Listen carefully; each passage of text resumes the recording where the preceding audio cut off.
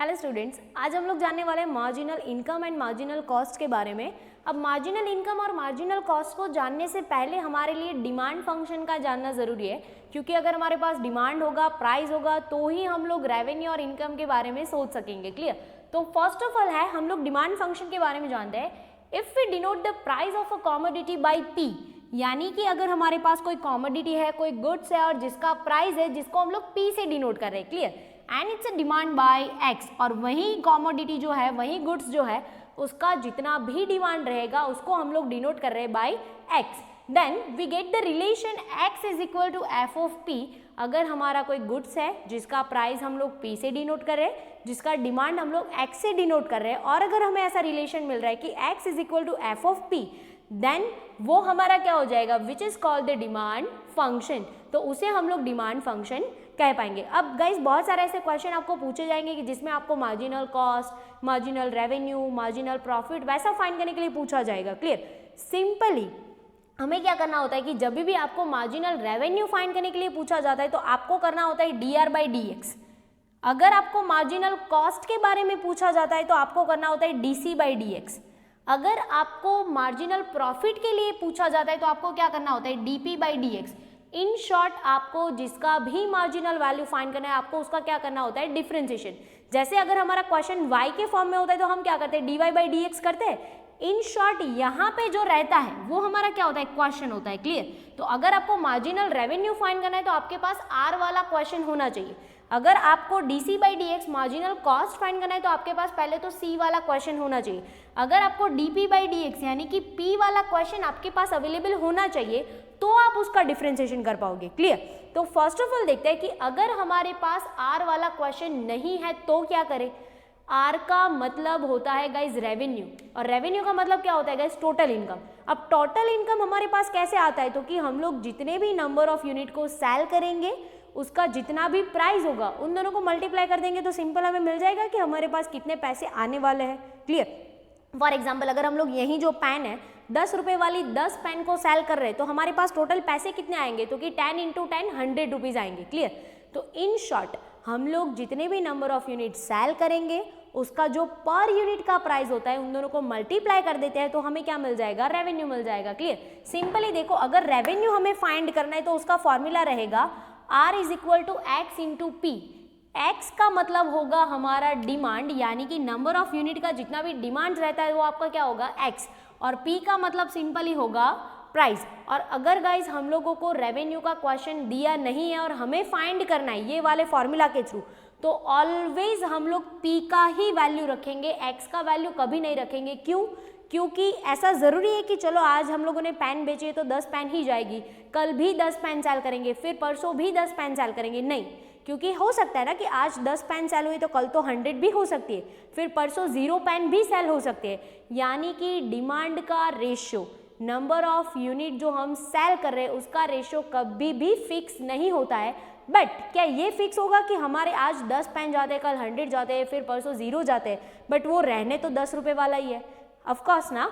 It means कि per unit का जो प्राइस होता है वो फिक्स रहता है, बट नंबर ऑफ यूनिट जो जितने सेल होने वाले हैं या फिर जो डिमांडेड यूनिट है वो कभी भी फिक्स नहीं होते हैं। इट मीन्स कि हम लोग कभी भी एक्स का वैल्यू नहीं रखेंगे, उसको as it is carry forward करके मल्टीप्लाई करेंगे, बट हम ऑलवेज रखेंगे पी का वैल्यू। क्लियर? फिर उसका अगर रेवेन्यू फाइंड करना है मार्जिनल रेवेन्यू, तो हमारे पास सिंपल वैल्यूएशन है D R by D X. आप आर वाला क्वेश्चन फाइंड कर लो, रेडीमेड दिया है, well and good, no problem. But अगर अवेलेबल नहीं है तो हम सिंपली क्या कर सकते हैं, डी आर का जो आर का वैल्यू है वो फाइंड कर लेंगे और फिर उसका डिफरेंशिएशन कर देंगे। सेम एज इट इज अगर हमें फाइंड करने के लिए बोला है मार्जिनल कॉस्ट तो सिंपली हम लोग क्या करेंगे D C by D X, यानी कि हमारे पास सी वाला फंक्शन होना चाहिए, क्वेश्चन होना चाहिए जिसका फर्स्ट टाइम डिफरेंशिएशन फाइंड कर लेंगे। अगर आपको क्वेश्चन में ऐसा बोला है कि मार्जिनल प्रॉफिट, और अगर प्रॉफिट का फंक्शन आपको दिया है नो प्रॉब्लम, बट अगर अवेलेबल नहीं है तो हमें उसको फाइंड करना पड़ेगा जैसे हम लोगों ने आर का किया।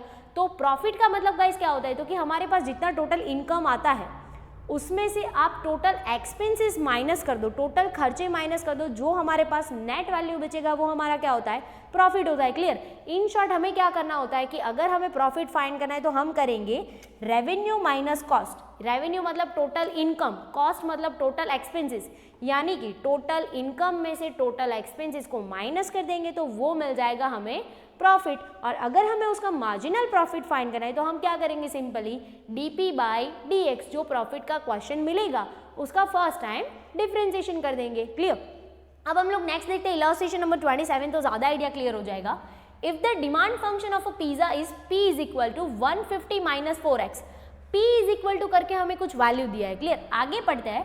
Then find the marginal revenue, question में क्लियर बोला है कि हमें मार्जिनल रेवेन्यू फाइंड करना है। And when demand of 3 pizzas, हमारी डिमांड कितनी है तो कि 3 पिज्जा की, और डिमांड को हम लोग किससे डिनोट करते हैं भाई, x, यानी कि हमारा ये जो 3 दिया है वो कितना आएगा, इस x का कुछ वैल्यू दिया है। क्लियर। यानी कि हम लोग 3 पिज्जा सेल करेंगे, एट दैट टाइम हमारा रेवेन्यू क्या होने वाला है ना, वो हमें फाइंड करना है एंड उसको इंटरप्रेट भी हमें करना है। क्लियर। अब क्वेश्चन में क्लियर बोला है मार्जिनल रेवेन्यू, मतलब आपको हम लोग उसको MR से डिनोट करते हैं। क्लियर।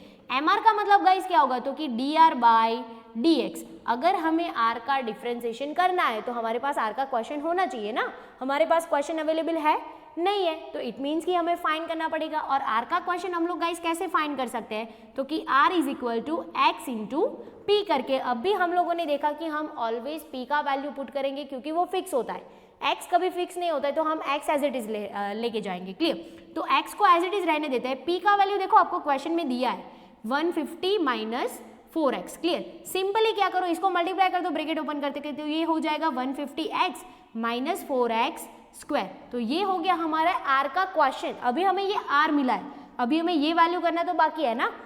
तो अब हम फाइंड कर सकते हैं कि MR यानी कि marginal revenue DR by DX। Simply क्या करते हैं हम लोग, D बाई DX करके उसका क्वेश्चन पहले लिख देंगे। Clear. 150x minus 4x square, simple इसका डिफरेंशिएशन करो तो जैसे नॉर्मल करता है, तो 150x का कितना हो जाएगा गाइज 150, और 4x स्क्वायर का कितना हो जाएगा, 2 आगे आ जाएगा, ऊपर से -1 यानी कि 8x, क्योंकि ऊपर 1 रेस्ट लिखेंगे नहीं लिखेंगे कोई फर्क नहीं पड़ेगा। तो ये मिला हमें हमारा मार्जिनल रेवेन्यू। आगे क्वेश्चन में और भी कुछ बोला है कि when demand is of 3 pizzas, 3 हमें क्या दिया है, तो कि x का वैल्यू दिया है। इट मीन्स कि ये जो मार्जिनल हमने फाइंड किया उसमें जहाँ पे भी x दिखेगा हम कितना पुट करेंगे, 3 पुट कर देंगे। तो यहाँ पे हम लोग करते हैं कि x इज इक्वल टू 3, यहाँ पे वैल्यूएशन पुट करो गाइस, तो कि 150 माइनस 8 इंटू 3, ये कितना हो जाएगा गाइस 150, ये कितना हो जाएगा 24, और 24 को माइनस करो 150 में से मिलेगा 126। बट हमें फाइंड करना है मार्जिनल रेवेन्यू कि हम 3 पिज्जा सेल करेंगे तो कितना होगा, तो रेवेन्यू ऑलवेज होता है कितने में है, तो कि रुपीज़ में होता है। सो दैट्स वाई ये हमारा आंसर कितना होगा 126। हमें उसको इंटरप्रेट करने के लिए भी बोला है, तो हमारा इंटरप्रिटेशन क्या होगा गाइस, ओके, जब भी आप 3 पिज्जा सेल करोगे यानी कि जो 4th वन पिज्जा सेल करने जाओगे, at that time your revenue will be 126 rupees. हम लोग देखते हैं इलस्ट्रेशन नंबर 28। इलस्ट्रेशन नंबर 28 में हमारे पास ऐसा क्वेश्चन है, if the demand function of a commodity is, खास नोट करना गाइस, हमें डिमांड फंक्शन दिया है यानी कि x के फॉर्म में कुछ फंक्शन दिया है कि x is equal to 50 minus p divided by 2। Clear. Then find marginal revenue, हमें मार्जिनल रेवेन्यू फाइंड करना है when price is ₹30। First of all अगर हमें मार्जिनल रेवेन्यू फाइंड करना है तो गाइज हमारे पास R का क्वेश्चन होना चाहिए। क्या आपके पास R अवेलेबल है? नहीं है। तो सिंपली हम लोग कैसे फाइंड करेंगे, तो कि x इंटू पी करके, और जिसमें भी हम लोगों ने क्या डिसाइड किया है कि x का नंबर ऑफ यूनिट फिक्स कभी नहीं होता तो हम वो पुट नहीं करेंगे, बट ऑलवेज प्राइस फिक्स होता है। सो दैट्स वाई हम लोग ऑलवेज किसका वैल्यू पुट करेंगे, प्राइस p का वैल्यू पुट करेंगे। बट क्या क्वेश्चन में आपको कहीं पे भी p इज इक्वल टू करके कुछ दिया है? नहीं दिया है। हमारे पास क्वेश्चन में सिर्फ कितना अवेलेबल है गाइस, तो कि x is equal to 50 minus P whole divided by 2, इतना अवेलेबल है। बट हम लोग x का वैल्यू तो रख नहीं सकते क्योंकि नंबर ऑफ यूनिट तो फिक्स नहीं होते। तो सिंपली हम ऐसा कर सकते हैं कि इसमें से p को अलग करके p का फंक्शन फाइंड कर सकते हैं। तो सिंपली देखो p को अलग करने की कोशिश करते, तो ये 2 को पहले सामने भेज देते हैं, तो ये कितना हो जाएगा गाइस, तो कि 2x हो जाएगा। 2x इज इक्वल टू कितना बचेगा, 50 माइनस p, p माइनस है उसको यहाँ पे ले आते हैं, 2x को सामने भेज देते हैं, तो कितना हो जाएगा, p is equal to 50 minus 2x। अब देखो गाइस, क्या हम लोग p की जगह पे ये वाला वैल्यू रख सकते हैं, p फंक्शन मिल गया ऑफ कोर्स। तो कि देखो x हम लोग एज इट इज रखते हैं और p की जगह पे हम लोग ये वाला वैल्यू रखते हैं 50 minus 2x। Clear, simply bracket open करो, कैसा हो जाएगा 50x माइनस 2x स्क्वायर, यानी कि आर का क्वेश्चन मिल चुका है हमें। क्लियर, अब अगर हमें मार्जिनल रेवेन्यू फाइंड करना है यानी कि एमआर फाइंड करना है तो उसके लिए क्या करना पड़ता है, dr by dx। Clear, it means कि हमें क्या करना पड़ता है, d बाई dx करके हमें r का क्वेश्चन रखना पड़ता है, और r का क्वेश्चन अब हमारा ये है कितना है, तो कि 50x minus 2x square. Simply अब इसका डिफ्रेंसिएशन करो तो कितना होता है गाइस, 50x का कितना होता है 50 माइनस 2x स्क्वायर का कितना होगा, स्क्वायर आगे आ जाएगा यानी कि ये हो जाएगा 4, 2 इंटू 2 4, x रेस टू ऊपर सिर्फ 1 रेस्ट ही बचेगा क्योंकि 2 माइनस 1 1, 1 लिखेंगे नहीं लिखेंगे कोई फर्क नहीं पड़ेगा। तो ये मिल चुका हमें हमारा मार्जिनल रेवेन्यू। बट क्वेश्चन में हमें ऐसा भी बोला है कि व्हेन प्राइस इज ₹30, यानी कि जब भी हमारा रुपीज जो प्राइस है वो 30 होगा, एट दैट टाइम हम लोगों को फाइंड करना है वैल्यू।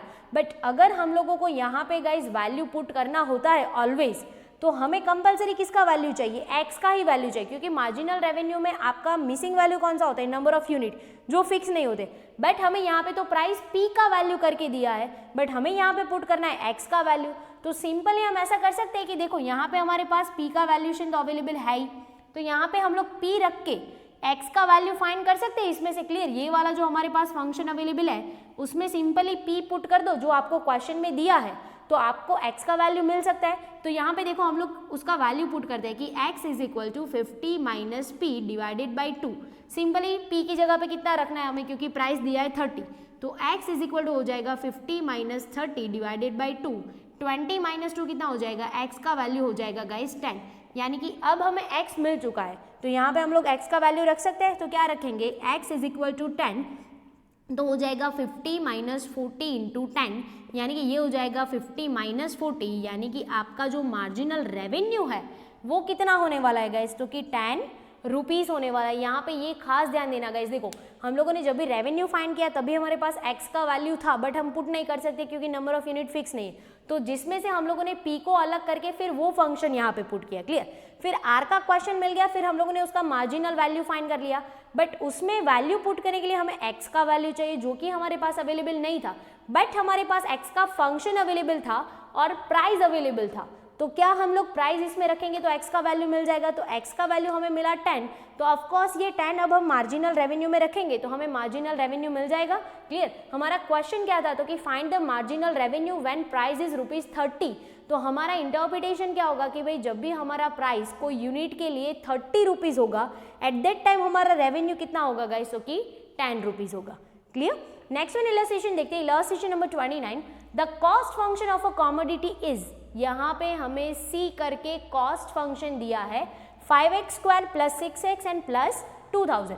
फाइंड क्या करना है, where x is the number of unit produce, x जो हम लोग नंबर ऑफ यूनिट प्रोडक्शन कर रहे हैं वो हमारा x है। Clear, find marginal cost when production is 50 unit. अब यहाँ पे देखो x को क्या डिनोट किया इन लोगों ने, तो कि x is the number of unit produce, और ये दिया है हमें प्रोडक्शन, इट मीन्स कि ये हमारा x हो चुका 50। क्लियर, अब सिंपली फर्स्ट ऑफ ऑल हमें क्या करना पड़ेगा, मार्जिनल कॉस्ट बोला है तो हमारे पास c का क्वेश्चन होना चाहिए ना, तो देखो c का क्वेश्चन तो हमारे पास रेडीमेड अवेलेबल है। क्लियर, तो यहाँ पे फर्स्ट ऑफ ऑल हम लोग c लिख देते हैं, कितना है, तो कि 5x square plus 6x and plus 2000। Simply क्या करेंगे, मार्जिनल कॉस्ट यानी कि MC अगर फाइंड करना है तो क्या करना पड़ता है, DC by dx। Simply d by dx करके हम लोग क्या करते हैं, पहले c का क्वेश्चन लिख देते हैं। Clear, 5x square plus 6x and plus 2000। अब सिंपल इसका नॉर्मली डिफरेंशिएशन करो तो 5x स्क्वायर का कितना होगा, 2 आगे आ जाएगा, यानी कि 5 इंटू 2 10, x रेस टू सिर्फ 1 बचेगा तो हम 1 लिखते नहीं लिखते कोई फर्क नहीं पड़ेगा, प्लस 6x का कितना होता है प्लस 6, और 2000 का तो यानी कि कांस्टेंट का तो कितना हो जाता है गाइस 0। तो ये हो गया हमारा मार्जिनल कॉस्ट। बट आगे क्वेश्चन में हमें ये भी बोला है कि हमें मार्जिनल कॉस्ट फाइंड करना है कब, when production is a 50 unit, और प्रोडक्शन हम लोगों ने क्या डिनोट किया है x, तो हमारा x इज इक्वल टू 50 है, एट दैट टाइम हमारा कॉस्ट, हमारे खर्चे, हमारे एक्सपेंसेस कितने होंगे वो हमें फाइंड करना है। क्लियर, तो यहाँ पे देखो ये वाला इक्वेशन में पुट कर देते हैं, तो कि 10 इंटू 50 प्लस 6, 10 इंटू 50 कितना हो जाएगा गाइस, तो कि 500 एंड प्लस 6 मतलब कितना हो जाएगा 506। जब भी हमारे नंबर ऑफ यूनिट का प्रोडक्शन 50 यूनिट्स होगा, एट दैट टाइम हमारा कॉस्ट कितना होगा गाइस, तो कि 506 रुपीज़।